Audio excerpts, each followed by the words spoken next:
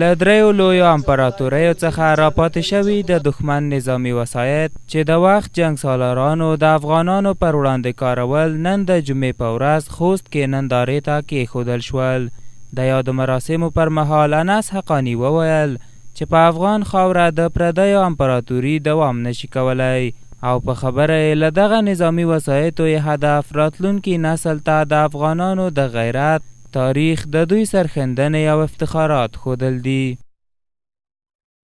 د افغانانو د غیرت تاریخ، د افغانانو افتخارات راتلونکي نسل لپاره ژوندي وساتي. موږ چې کوم د افتخار څه لرو او په څه باندې د افغانستان او افغانان په نړۍ کې شهرت لري، باید هغه څه د راتلونکي نسلونو په وړاندې په هر ځای کې موجود وي. د تاریخ په اوږدو کې افغانانو تل بهرنیو یرغلونو ته ماتې ورکړي او له هیواد څخه یې په شرمونکي ماتې ایستلي دي. انس حقاني همدارنګه زیاته کړه چې افغان ملت د بهرنیو یرغلونو پر وړاندې ډېرې قربانۍ ورکړي چې د نورو هیوادونو هیڅ ملت د داسې قربانیو سره نه دی مخ شوي.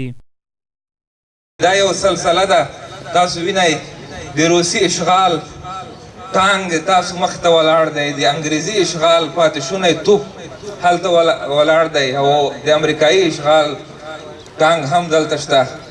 دا یو سلسله ده. انشاءالله قدم په قدم به نورو ولایتونو ته هم غځېږي چې لوی هدف په دې کې دغه دی چې زموږ راتلونکي نسلونه په دې پوه شي چې زموږ نیکونو، زموږ پلرونو، زموږ اجدادو څه کړي وو او هغه خلک چې په دې وطن یې تیری کړی وی هغوی هم په دې پوه شي چې پخوا هم دلته موږ سره څه شوي وو، بیا په آینده کې داسې جرأت ونه کړي.